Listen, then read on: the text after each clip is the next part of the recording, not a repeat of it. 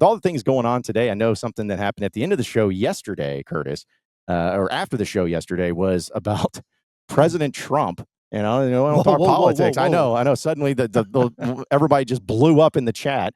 But President Trump signed an executive order here dealing with college athletics. And, it's kind of a crazy time of when you start saying that's a real sentence. You have the president of the United States signs an executive order when dealing with college athletics. He's saving it. Yeah, I mean, it's true. Well, this is exactly what it was. It was a executive order that prohibits third-party pay-for-play payments to college athletes. And, of course, it's titled President Donald J. Trump Saves College Sports. So on brand there. But either way, we talked about it. There's a huge reaction to this. And I know we'll also talk about Hunter Yurachek's response to this because he has given one. But when this came out yesterday, I mean, we talked about it. It's just, okay. All right. Like, what does this mean? Does it change anything at all? Yeah. No, that's it was so interesting because I felt like I was maybe an idiot right away because everybody's doing the whole thing about this is monumental, this is huge, this is unprecedented, this is going to change the landscape of everything.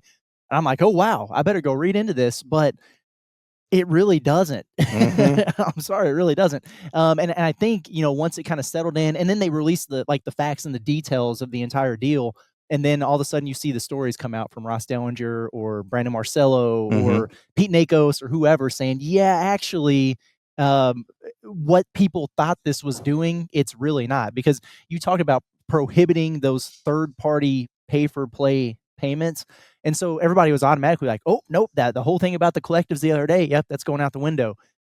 No, they're just prohibiting something that's already prohibited. Because right there in the language, it says that the exception would be if it's for brand endorsements or those valid business purposes. That was already part of this entire deal where they've kind of softened the stance on those collectives and everything. So I don't think that it's going to change anything from that standpoint. Now, the couple things that it might do is one, because he did this, it could kickstart things. It could get the ball rolling a little bit. I know that they're trying to get the SCORE Act passed and everything like that. That might create, just, I don't know, like give the legislatures a kick in the pants to get things going a little bit. He's kind of made some directives to people to kind of follow through on and, come up with a plan for some of these things that he's talking about. One of them's 30 days. Another one of them has 60 days to kind of come up with a plan there. We'll see what that looks like. Okay, fine. But the truth is, for this thing, it really, until something gets through Congress and gets passed and then gets a signature from him, there's not going to be a whole lot that changes. And it's so funny. I can't remember who it was. I think it was an agent or maybe a coach that tweeted out, and he was like, okay, so are we supposed to follow the CSC's new guidelines or the president's or the NCAA's or like whose are we really following here? So there's a lot of questions that still remain unanswered. But the one thing that I think it does do kind of effective immediately is, kind of upgrade those scholarship opportunities for women's sports, for Olympic sports. And sounds like there might be a little bit of a rev share component there as well.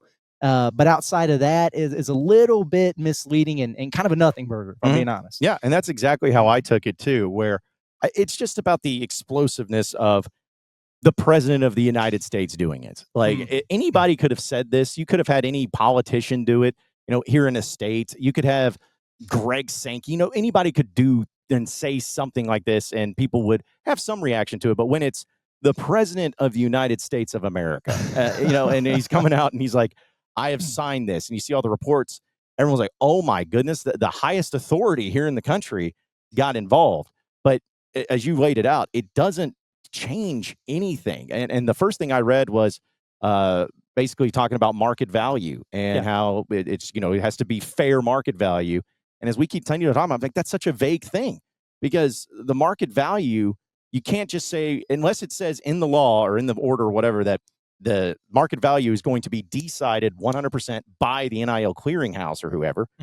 Then I'm like, so who is the one deciding the market value? Because how people think, and I think how the American people feel, like if you have somebody that's like, I'm going to pay you $1 million to play basketball for me, that's the market value, because you have somebody willing to pay it for you and pay you that. So I just didn't understand.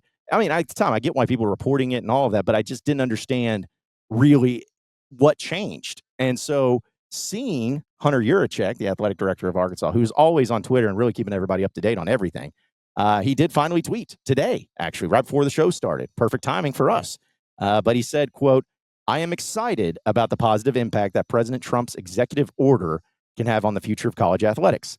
Our Razorback student athletes across all 19 sports, past and present, have benefited from a life-changing academic and athletic experience. This executive order will help provide those same opportunities for our future Razorbacks and student athletes across the country." Okay. Yeah, and that's fine. Yep. You know what I mean? Like I'm fine with that response now. He is getting ratioed brutally for Yes. that. But you know what? So was Greg Murn. Like I Mhm. saw his thing go out. So was John Calipari. Yep. So was, anybody else who put anything out there, because it's political by nature. Even if you're just responding to the executive orders themselves, Mhm. buddy, when when you get involved, like there's no escaping it, right? And so people are going to be on either side of the aisle there, and you're going to get criticized, and it's wild. We don't have to get too deep into that. But for Hunter Yurachek, it has nothing to do. Nobody is responding to what he just tweeted out. I was just No. looking at his mentions, and it was very much everything else that people have an axe to grind for. So some people, kudos to him for like not turning his comments off. You can like Right, turn yeah, off you the could do comments that. on certain things, but it comes across as soft, and then everybody's quote tweeting you or whatever.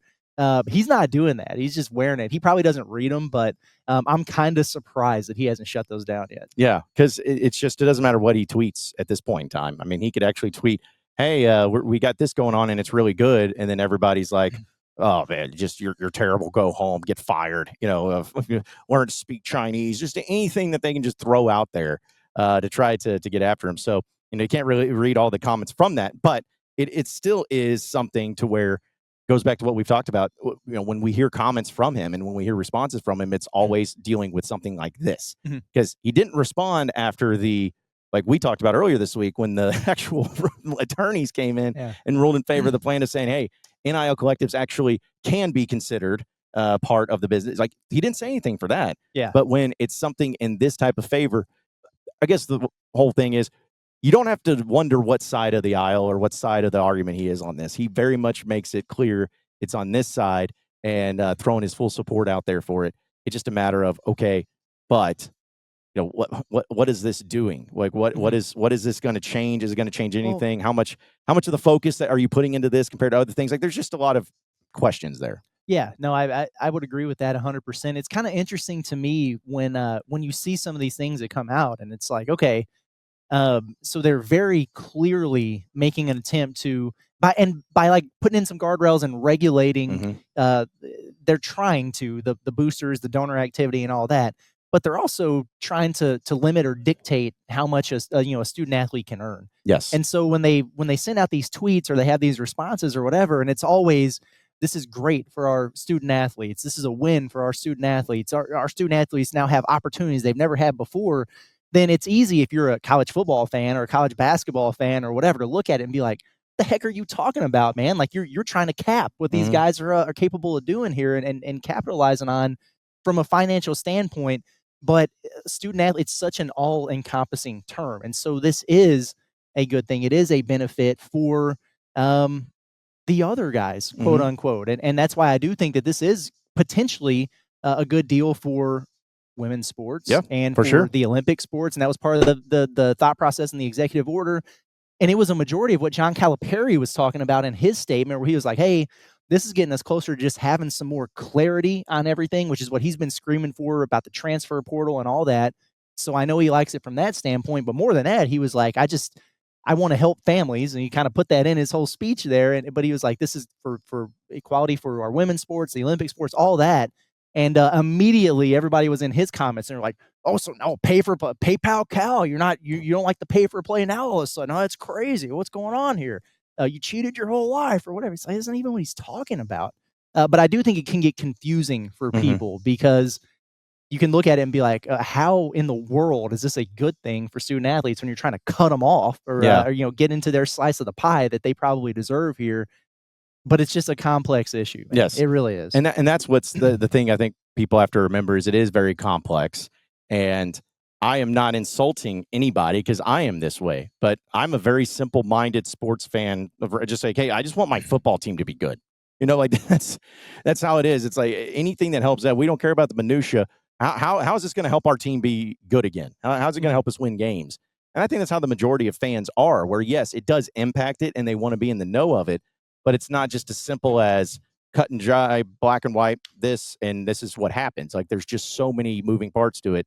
And I think everybody, when it was the NCAA or whoever, there was still a lower level of authority. But now that you have the federal government getting involved and state governments getting involved, it's no longer just a simple NCAA issue. Now it's like, these are the laws of the land. These are the politicians that you're voting in the office that are doing some stuff with it. It gets very, very confusing at this point. It goes back to the tweet that I was talking about earlier, where people are literally looking at this now, and it's like, well, like, what was the entire point of this House settlement? What's the point of the College Sports Commission? What's the point of Deloitte and the NIL Go Clearinghouse?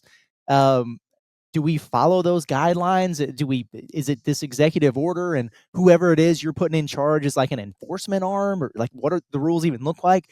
Does the NCAA even exist anymore? Yes. It's like, who the heck are we supposed to listen to when it comes to all this? And the answer, frankly, especially for the haves as opposed to the have-nots, is nobody. Business as usual, keep doing your thing. And because the truth is, anytime that they come up with something tangible here, there's going to be resistance to it. So it's going to take a while for things to get through the courts. And when they do, there's going to be so many concessions put in place to get the votes that you need that it's going to be watered down anyway. And then if there are things that the agents don't like, or the athletes don't like, or the coaches don't like, or the NCAA doesn't like, they're going to create new legislation, or they're going to sue, and there's going to be more lawsuits. Things are going to continue to get hung up, and it's just going to continue to be a convoluted mess. Like, this is not going to end anytime soon. No, like anybody that thinks that a year from now everything's going to be fixed and fine and dandy, it's an impossibility. No. Like, how tough it was getting the NCAA to go through anything. And you got so many more people involved and so many more important factors of it too. So it's just a crazy time. And, to see, I just seen, I know it's not insane now, but just thinking that you have John Calipari talking about President Trump and on an executive order that he put through. Like, it's just, what? It's like, you seen the athletic director of the University of Arkansas talking about what, something that the president did.